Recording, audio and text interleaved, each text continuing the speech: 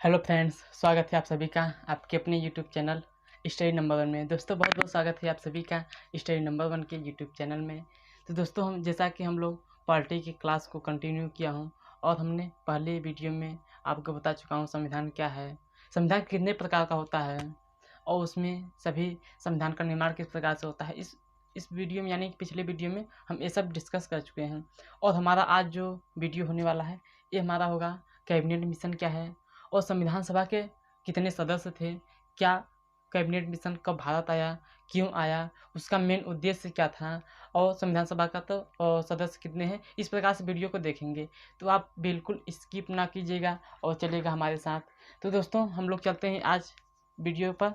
हमारा जो कि है संविधान क्या है, संविधान।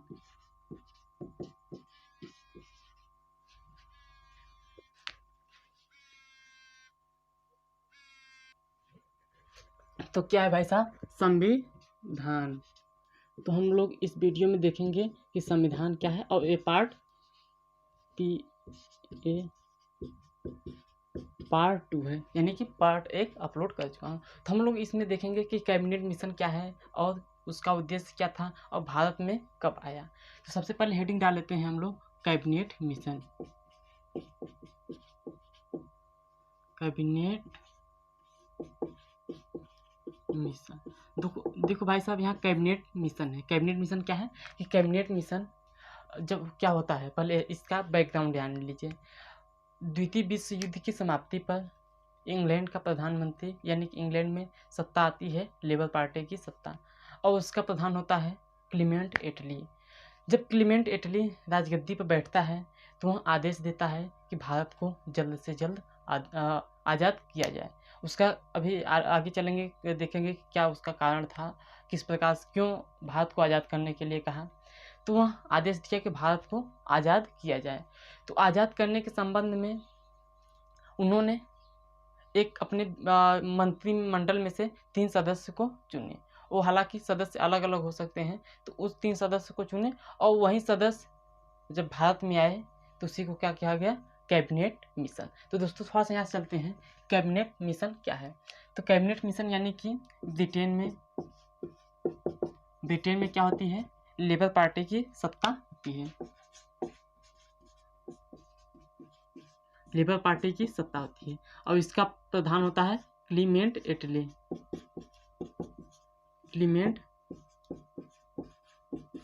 क्लीमेंट एटली, इसको याद रखिएगा। जब लेबर पार्टी की सत्ता होती है और उसका प्रधान होता है क्लीमेंट एटली। अब क्लीमेंट एटली होता है इसका प्रधान, यानी कि ब्रिटेन में जब चुनाव होता है तो लेबर पार्टी की सत्ता होती है। चुनाव होने पश्चात लेबर पार्टी की सत्ता होती है। लेबर पार्टी का सत्ता का जो प्रमुख होता है क्लीमेंट एटली होता है। अब क्लीमेंट एटली ने भारत पर को आदेश दिया कि भारत को जल्द से जल्द आज़ाद किया जाए। तो इन्होंने 14 मार्च 1946 को, यानी कि इस डेट को याद कीजिएगा, 14 मार्च 1946 ईस्वी को एक बोर्ड का गठन किया, एक मिशन का गठन किया। वो मिशन क्या कहलाया, कैबिनेट मिशन के नाम से कहलाया। कब, 14 मार्च 1946 ईस्वी को एक मिशन का गठन किया और उस मिशन को क्या कहा गया, कैबिनेट मिशन। इतना बात तो क्लियर हो चुका होगा, हमें उम्मीद है। अब देखिए 14 मार्च को जब कैबिनेट मिशन का गठन किया तो उनमें 3 लोगों को जोड़ा। पहला कौन सा है, तो पहला है आपका व्यापार बोर्ड मंत्री। व्यापार बोर्ड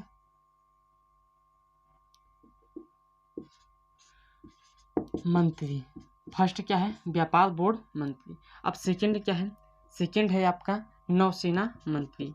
नौसेना मंत्री, पहला क्या है व्यापार बोर्ड मंत्री, दूसरा क्या है नौसेना मंत्री।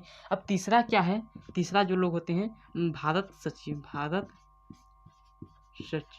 इन तीनों लोगों को क्या कहता है, क्लीमेंट एटली चुनता है और चुनने के पश्चात में भारत में भेजता है। तो अब पहले यहाँ से नाम जान लीजिएगा कि व्यापार बोर्ड मंत्री जो थे वो कौन थे। तो व्यापार बोर्ड मंत्री जो थे क्रिप्स महोदय, क्रिप्स महोदय। फर्स्ट नंबर पर क्या आते हैं, क्रिप्स महोदय, यानी व्यापार बोर्ड मंत्री कौन है, क्रिप्स महोदय। अब सेकंड क्या है, नौसेना मंत्री, नौसेना मंत्री कौन है, अलेक्जेंडर। सेकंड क्या है, अलेक्जेंडर। अब भारत जो सचिव हैं, भारत सचिव हैं पैट्रिक लॉरेंस, पैट्रिक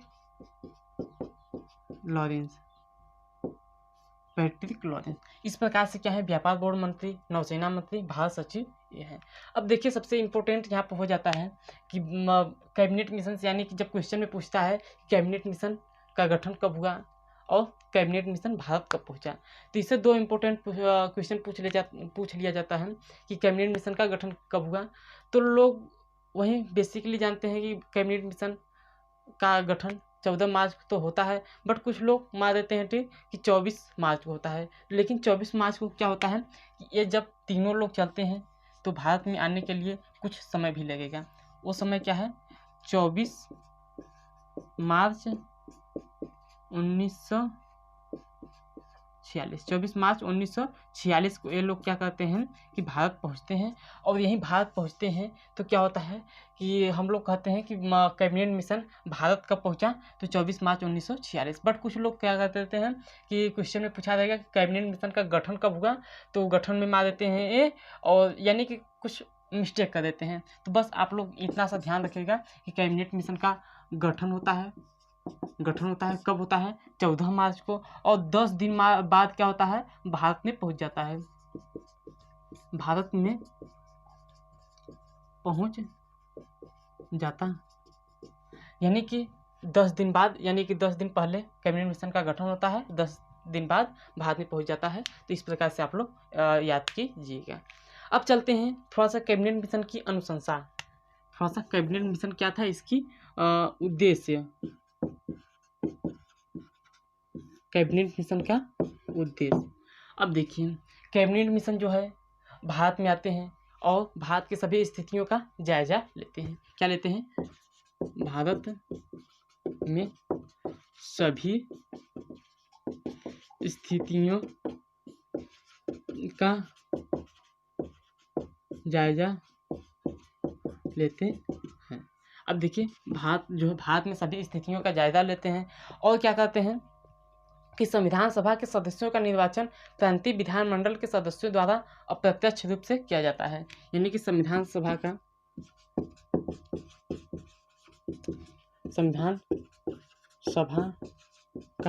सदस्य,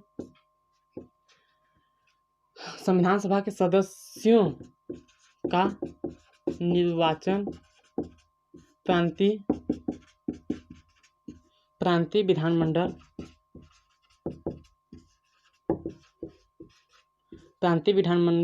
के संविधान सभा के सदस्यों का निर्वाचन प्रांतीय विधानमंडल के सदस्यों द्वारा अप्रत्यक्ष रूप से किया जाएगा। अब थर्ड नंबर जो है कि थर्ड नंबर क्या है, देख लीजिए पहले, भारत में सभी स्थितियों का जायजा लेते हैं और संविधान सभा के सदस्यों का निर्वाचन प्रांतीय विधानमंडल के सदस्यों द्वारा अप्रत्यक्ष रूप से किया जाएगा। इसको देखिएगा। और जो थर्ड नंबर है कि प्रति 10 लाख लोगों में एक का निर्वाचन, ये इम्पोर्टेंट है, यानी कि 10 लाख लोगों पर एक लोगों का निर्वाचन किया जाएगा। तो इस प्रकार से देखिएगा कि भारत में सभी स्थितियों का जायजा लेते हैं, संविधान सभा के सदस्यों का निर्वाचन प्रांतीय विधानमंडल के सदस्यों द्वारा अप्रत्यक्ष रूप से किया जाएगा और प्रति 10 लाख लोगों में एक लोगों का निर्वाचन किया जाएगा। इस प्रकार से आप लोग देखिएगा। अब ये क्या है, हमारा कैबिनेट मिशन है। अब थोड़ा सा चलते हैं कि संविधान सभा के सदस्यों का निर्वाचन प्रांतीय विधानमंडल के द्वारा होगा। अब देखेंगे थोड़ा सा संविधान सभा क्या है। संविधान सभा क्या है, तो थोड़ा सा हम लोग मिटा देते हैं और आप सभी मिटाते समय, हम जब मिटाया करें तो आप लोग वीडियो को शेयर जरूर कर दिया करें, क्योंकि जब तक मिटाता हूँ तब तक तो कुछ बता नहीं पाता हूँ, तो इसलिए आप लोग जल्द से जल्द जितना हो सके उतना वीडियो को लाइक भी नहीं किए होंगे तो लाइक भी कर दीजिएगा। तो चलिए दोस्तों, हम लोग अब चलते हैं कि संविधान सभा क्या है।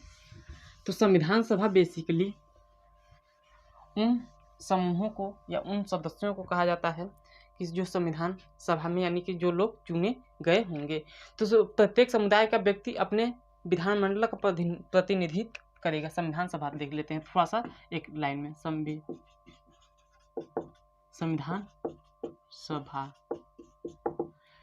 देखिए संविधान क्या है, संविधान सभा क्या है कि प्रत्येक समुदाय का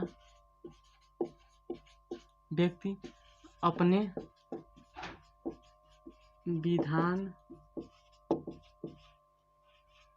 विधानमंडल का प्रतिनिधित्व करेगा।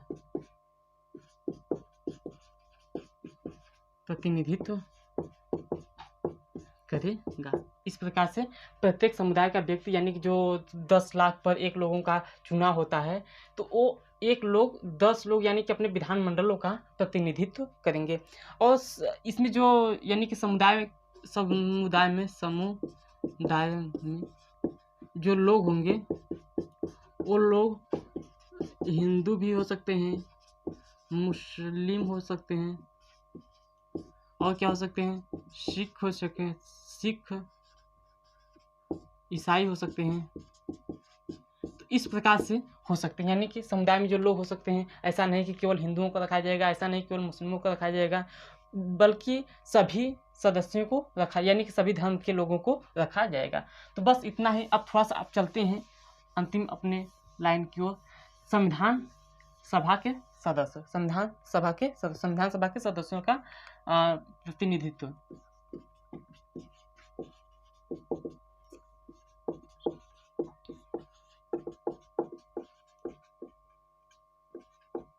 संविधान सभा के सदस्य, तो संविधान सभा के सदस्य जो होते हैं, कुल सदस्य यदि पूछा जाए तो कितने होते थे, 389 सदस्य होते हैं। ये क्या है, कुल सदस्य 389 हो सकते हैं, होते हैं। और क्या है, 292 सदस्य जो होते हैं, इनमें से क्या है, 292 सदस्य जो होते हैं क्या होते हैं, ब्रिटिश प्रांत से होते हैं। ब्रिटिश प्रांत से होते हैं। अब देखिए, अब जो बचा 292 सदस्य ब्रिटिश प्रांत से हो गए। अब 93 सदस्य जो होते हैं, 93, ये क्या है, देसी